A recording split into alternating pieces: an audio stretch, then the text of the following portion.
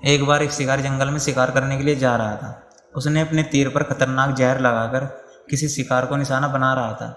जैसे उसने अपने तीर को छोड़ा, उसका निशाना चूक गया और वह तीर एक पेड़ पर जाकर लग गया।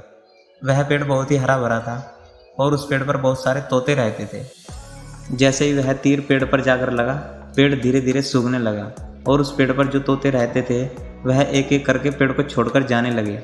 और उस पेड़ की कोटर में एक बहुत बूढ़ा तोता रहता था, जो बहुत ही धर्मात्मा और बहुत ही अच्छे मन का था। सभी तोते उस पेड़ को छोड़कर जा रहे थे, लेकिन वह बूढ़ा तोता जाने को तैयार नहीं था। वह बाहर से दाना लेकर आता था और उसी कोटर में जाकर बैठ जाता था, लेकिन उस पेड़ को छोड़ने को तैयार नहीं था। उस बूढ़े तोते के साथियों ने उसे बहुत समझाया कि यह पेड़ सूख रहा है और कुछ दिनों में गिर भी जाएगा, चलो किसी और पेड़ पर जाकर रहा जाए। लेकिन वह बूढ़ा तोता वहाँ से जाने को तैयार नहीं था। अब ये बात देवराज इंद्र तक पहुँच गई। उन्हें बताया गया कि एक तोता है, जिस पेड़ पर वह रहता है उस पेड़ पर जहरीला तीर लगने के कारण वह पेड़ सूखने और ख़त्म होने की कगार पर है, जबकि उस जंगल में और भी बहुत पेड़ है, लेकिन वह उसी पेड़ पर रह रहा है।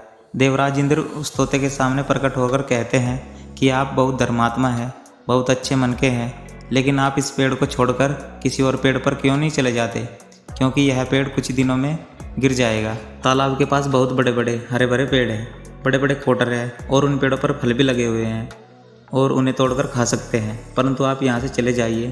तोता बोला, माफ़ कीजिएगा, इस पेड़ ने मुझे जीवन दिया है और शिकारियों से मेरी रक्षा की है, हर मौसम में मेरा साथ दिया है।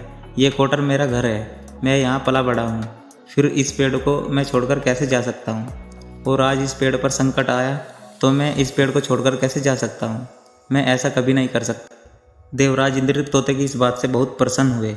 उन्होंने तोते से कहा, मैं आपकी इस बात से बहुत खुश हूँ, मांगो जो आपको मांगना है। उस बूढ़े तोते ने कहा, बस मुझे इतना मांगना है कि जिस पेड़ ने मुझे जन्म दिया है, जहाँ मैं पला पड़ा हूँ, आप इसे मेरी जन्मभूमि कह सकते हैं, आप इसे फिर से वैसा कर दीजिए जैसा ये पहले था। देवराज इंद्र ने अमृत से उस पेड़ को सींच लिया और पहले की तरह वह पेड़ हरा भरा हो गया। फिर वापस से उस पेड़ पर तोते आकर रहने लगे।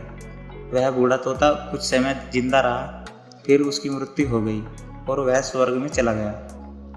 दोस्तों, इस कहानी से हमें सीख मिलती है, जब भी किसी इंसान का बुरा दौर चल रहा होता है, इमोशनली वह बहुत टूटा हुआ होता है, उसे किसी के सहारे की ज़रूरत होती है, किसी की आवश्यकता होती है। अगर आप ऐसे समय में उसे छोड़कर चले जाएंगे तो उस समय आपसे बुरा इंसान कोई नहीं होगा।